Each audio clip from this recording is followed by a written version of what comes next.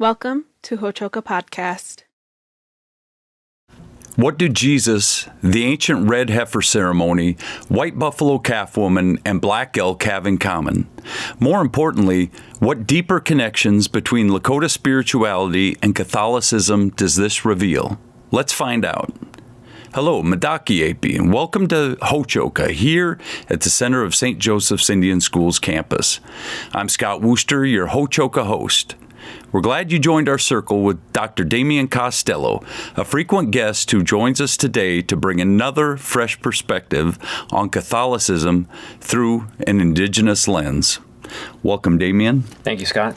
We have an interesting one today. We do.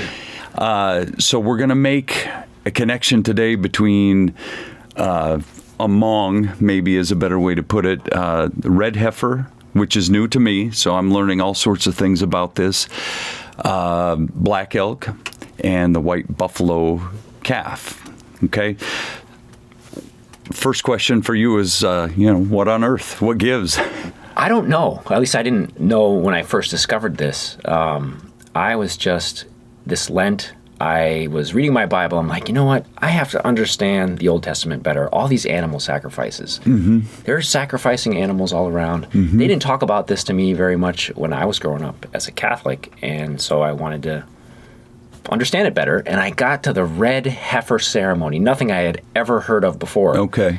And so I was intrigued. I looked it up, and it turns out that it's like this global phenomenon in certain circles right now. It's a ceremony that's only been performed, they say, 9 times in the history of the world. Right. And they may do it again in the coming years, maybe even after we do this episode. Okay. And so it's something that you've never heard of.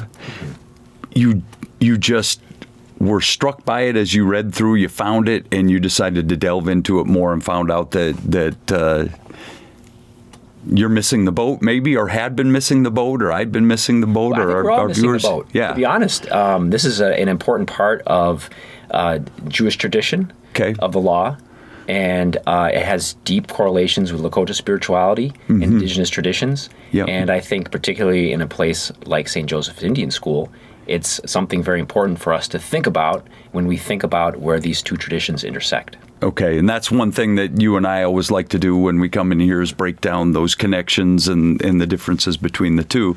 So I get why it sparked your imagination, and I, of course, didn't know anything about the Red Heifer Ceremony. What comes to my mind, or what I think about, and also what came to your mind, is the white buffalo calf woman, or as we said, Tesawia, right? Or the woman who brought the sacred pipe to the Lakota people. Can you tell me a little bit about that ceremony in your own words? Sure. And I think our listeners would be more familiar with this.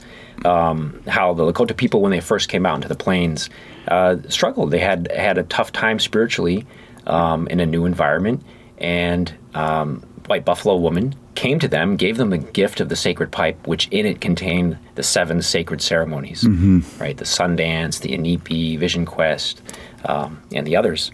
And through these ceremonies, it taught the people to live like relatives with all the beings around them in this beautiful land, and most importantly, the buffalo. And so the story goes, after she gave the sacred pipe to the people who were gathered in the sacred circle in the teepee, she left. She walked to one of the hills, and she lay down and she rolled in the earth 4 different times and changed into 4 different colored buffalo, including a white buffalo, before disappearing over the hill. And so we know her as White Buffalo Woman ever since. It's a very sacred thing when a white calf is born, and it happens infrequently. Maybe not as infrequently as 9 times with the Red Heifer Ceremony across the history of written history, or history as we know it, but it's such a special and rare occurrence when a white buffalo calf is born. So maybe you can speak to that a little bit too. I think you saw the news that in April 2024 there was a white buffalo born in central Texas. Yep. And as you said, when that happens, the indigenous world takes notice. It's a very sacred event. Yep. There is something unique about a different colored animal, particularly white, right? That we see as a sign from the spirits. Right. That the white buffalo woman is still here working among us on this land. So, as a guy who grew up Catholic, studied the Bible, knew about animal sacrifices, these kinds of things happened. And I suppose as a little kid kind of wondered, why would they take an animal, or even a kid sometimes, or a human, to the top of a mountain and sacrifice it? I'd never heard about red heifer. This was not any of my learning. What did you find out? Well, first of all, I think we have to do a lot of work to sort of get us into a space where we can appreciate animal sacrifice. The irony is that we actually kill a lot more animals these days than the ancient Israelites. Okay. Right? Literally tens of thousands a day are killed. It's just not a sacred event for us. It's a matter-of-fact sort of secular event that we need for survival. Right. In this context, people understood that to take the life of an animal was a really big thing to do. And so you made that sacred by offering it to God and the spirits. And so the thing that we particularly lose is that the idea of sacrifice was not to sort of appease an angry God. Like, God is angry at us, and so we've got to kill something in our place to make him not so angry. The idea is that blood is life itself. And by offering that, you actually draw God close to you. So that the word in Hebrew means to draw near. So when you sacrifice, you're attracting God to you. And this is even clearer when you offer incense. Incense, like smudging, was considered to be a sacrifice. And the word in Hebrew means to bind. And so that the idea is that you're binding yourself to God through sacrifice. Yeah. And so this is the central part of the Old Testament, the Jewish tradition. And at the temple, you would offer sacrifice day after day after day. The red heifer was a little bit unique in that it was not done in the temple. Right. It was done outside the temple. Now, to back up just a little bit, this is the last ceremony that's given to the Israelites before they entered into the Promised Land. And this is also like the Lakota people who received the sacred pipe, or given the sacred pipe in a time of conflict. What's bigger conflict than escaping slavery, right? And the struggles that they had living in the desert, constantly rebelling against God, complaining about what they had to eat. There's not enough water. If we could just be back in Egypt, over and over and over again. And so these teachings, these ceremonies are given to people so that they may live like relatives, so that they may live in the land that God is giving them. That's said very clearly to Moses. So the red heifer ceremony, like the white buffalo, you have to have a pure colored animal. In this case, if you have more than 2 hairs that aren't red, it disqualifies the Really? animal. Okay. And so there's this whole process of examining this. It's a 2-year-old female cow that hasn't been given birth yet, has not worked at all, right? If you even put your coat on it for it to carry it, it disqualifies it, right? So this has to be kept extremely sacred by all these different standards. Right. What I'm seeing are all these parallels, but what I'm not totally entirely seeing is how the people. So they're desperate. They're looking for something to come and save them. They're fleeing. They're struggling. How did this come to them? I mean, you don't just out of the blue go, "Hey, I think we got to find the reddest animal we can find, and it can't be yoked," and all these kinds of things. How did that message come to them? What did that look like? Very much like in Lakota spirituality. We know in Lakota context, you humble yourself before the spirits. You offer yourself. You fast. You pray. You suffer. You go to the mountaintop, and the spirits have mercy on you and give you gifts of power, which you bring back to the people. And you teach them, and they often entail new ceremonies. Well, that's exactly the story of Moses, of escaping his life of luxury in Egypt, going to the wilderness, humbling himself, and this constant repetition, and going to the mountaintop before God, and God having mercy on him and giving him these ceremonies and bringing him back to the people. Now, in this particular case, the red heifer was given, again, we always want to think this is about sin, right? We got to get rid of the sin. In this particular case, it's not about sin at all. It's about purifying the people after contact with death. In the Hebrew context and in a lot of indigenous contexts, all ceremony is about life, full flourishing in this life right now, extending into the next life. And contact with death was understood as something powerful that took away from your life force, that needed to be purified. You needed to be cleansed of that contact. And so the red heifer was sacrificed in order to heal people who had been made contact with death, so that they continue in ceremony, so they could go back to ceremony. Okay. And why outside the temple? All right, so that's another unique thing. All these other animals were sacrificed at the temple or beforehand at the tabernacle, which was a traveling version of the temple. We don't know a lot of these answers why. Right. So I'll just back up and say that. So King Solomon, for example, said, I understand all of the law. There are 613 teachings of the law, according to the Jewish rabbis. He said, I understand them all, except the red heifer. There are so many things about this that make it different. Mostly, sacrifices were of males. This was a female. Yep. This is the only one that had a specific color ascribed to it. This is the only one that was taken outside of the temple. Now let's talk about where it happened, and that might shed a little bit of light. It's taken to the east, right? Just like in a lot of sweat lodge traditions, the fire is in the east, or I should say the doorway is in the east, facing the rising sun. Teepees are constructed that way. The fire is built there. The red heifer is sacrificed. And unlike other sacrifices, which were eaten, this was burned entirely. That's right, yeah. Yep. And very interestingly, our Lakota friends will understand this or pick up the parallels. You throw a couple things into the fire. You throw cedar, you throw hyssop, which is a sacred herb, and you throw red cloth into the fire. And you burn it all up, and when it's consumed, you take its ashes, you gather them, and you take spring water. It has to come from a spring. And you put a little bit of ashes in that spring water, you mix it up, and sprinkle it on the people. And that purifies the people. That allows them to re-enter into ceremonial life. One thing that you always bring here is you're able to flip things around, and we banter back and forth and help to make sense of those kinds of things. Some people want to say that Lakota spirituality is like Christianity, that they're the same thing, or that they can be blended completely.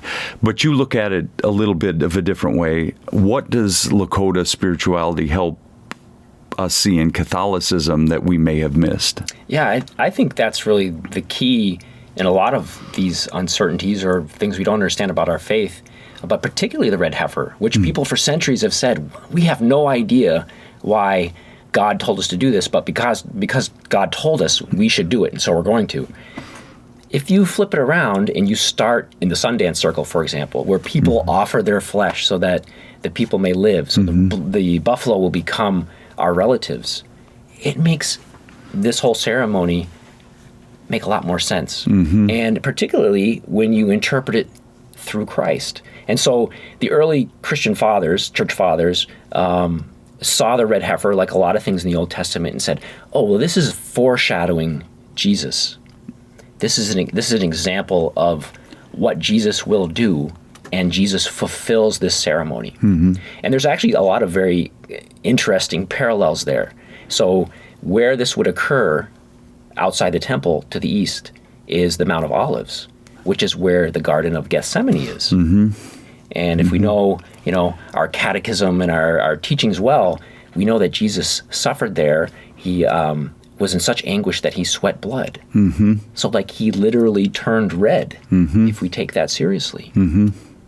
And the Bible actually refers to the ashes of the red heifer. This is in the book of Hebrews, and says, if the ashes of the red heifer, if the ashes of heifers can purify us, so much more can Jesus.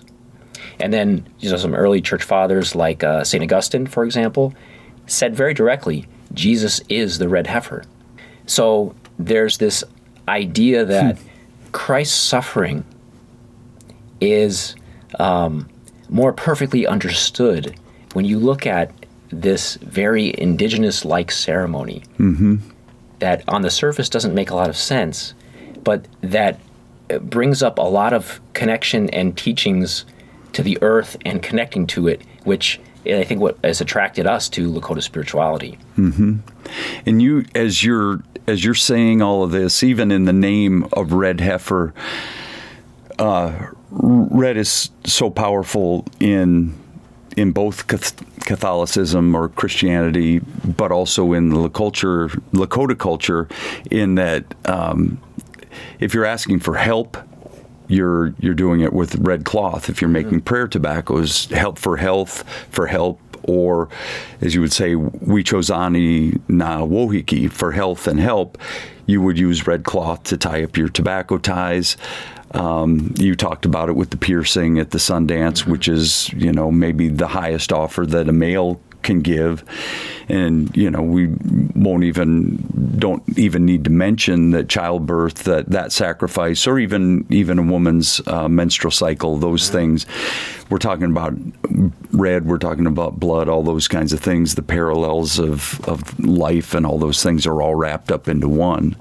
Am I seeing that right? Scott, you're absolutely right in making those connections, and the Bible does as well. We don't see this because it's been translated out of the Hebrew into our language, but in the original Hebrew, the words for earth, blood, red, and Adam, as in the first human being, are the same root. Okay. It's the same word that connects all of these together.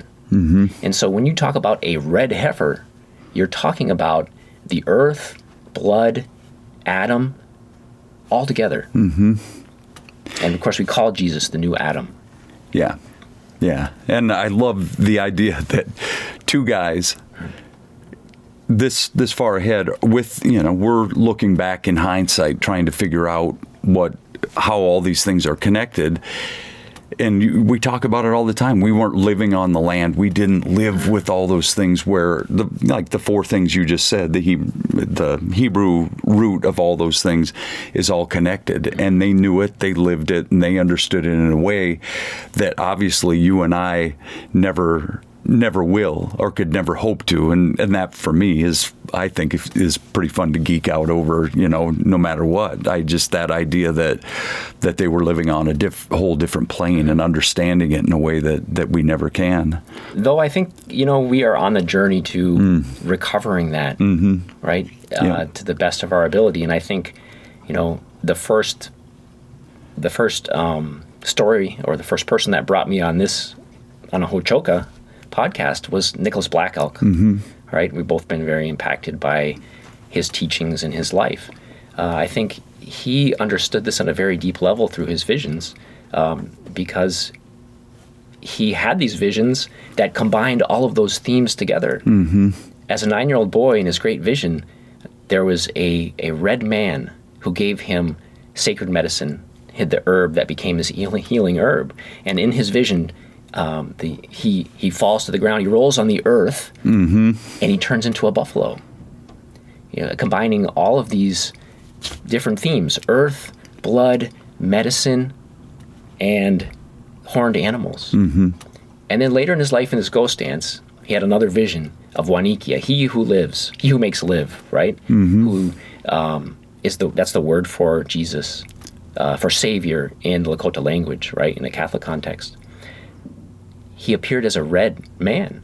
And in that vision, Black Elk was taken up over the promised land where there was buffalo. The buffalo had returned, and it would give him, he was given sacred power to help the people to be like the buffalo, right? To bring back the old ways, the old power. And he made a very sort of deep connection between the Wanikia in his ghost dance vision and that red man in his original vision. All of these themes in his visions that he had mostly before he'd even encountered anything to do with Christianity. So what does that mean for now? We've had 9 showings of the Red Heifer that we know of, that we're aware of, right? That what's the buzz about number 10 now?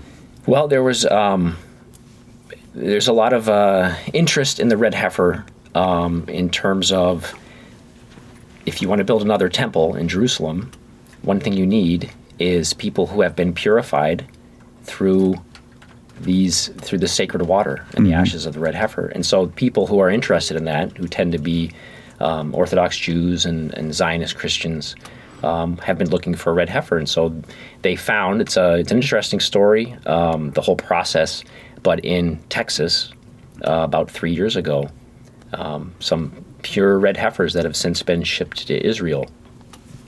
Now, we should also recognize that there's a lot of conflict in Israel and Gaza and then in the Middle East right now.